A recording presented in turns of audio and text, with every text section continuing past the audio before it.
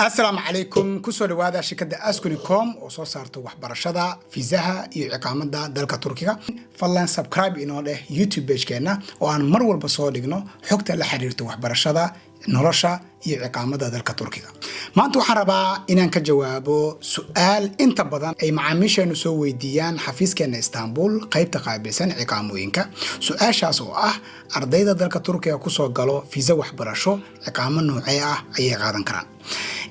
ardaydu waxay qaadan karaan iqaamada ardaynimada hadii ay iska diiwaan galiyaan mid kamid ah jaamacadaha dalka Turkiga ayada oo aan la fiirineynin jaamacada iska diiwaan galiyeen inay ku yimaadeen iyo in kale hadii aad jaamacad iska diiwaan galiso fiisahaaguna uu ardaynimo yahay 100% iqaamadaada waa heli doontaa waxba ha ka cabsan jaamacadii aad rabto waa iska diiwaan gali kartaa sidoo kale waxay ardaydu iqaamada ku qaadan karaan hadii ay iska diiwaan galiyaan jaamacad qaybta luqadda jaamacadaasuna haday tahay jaamacad dawladda waa in ay tahay jaamacad aad aqbalaad ka heshay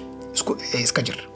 jaamacadaha barayfadka hadii aad luqad ka gasho ayaga aqbalaadooda muhiim ma ahan oo aqbalaadooda kuma weydiinayo laakiin hadii aad ka gasho jaamacad dawladda waa in jaamacadda dawladda aqbalaadeeda intaad hesho kadibna luqadeeda aad ka gasho oo hadhow amniyaadka aad tusi karto in jaamacadan ay horay ku soo aqbashay saas awgeed hadda luqadda ka barato hadii luqadda ka dhameysana aad toos jaamacadda iskaga diiwaan gali karto waa inaad amniyaadka u sharaxdo hadii kale amniyaadku ay ku maleynayaan qof kaliya jaamacadan u yimid inuu luqad ka barto marka hadii aan soo koobno jawaabta su'aasha waxa waaye hadii aad arday tahay oo jaamacad iska diiwaan galiso 100% iqaamadaada waa hele hadii aad luqad jaamacadeed aad iska diiwaan galisana ayadana sidoo kale 100% iqaamadaada waa hele hadii jaamacadda iska diiwaan galisay tahay jaamacad dawladda waa inaad aqbalaad ka haysato hadday tahay jaamacad barayfadana aqbalaad laga baahna kaliya ina jaamacad iska diiwaan galiso muddo hal sano lacagteedii aad sii shubto warqad hal sano ah oo iqaamo ahna ka qaadato intaas ayaa ku filan kaliya waxa la diidaa waxa waaye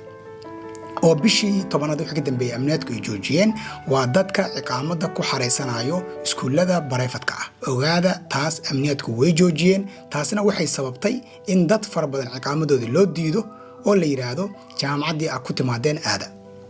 taasoo macnaheedu yahay in aan la aqbali doonin barayfadyada dadku inay iqaamo ku qaataan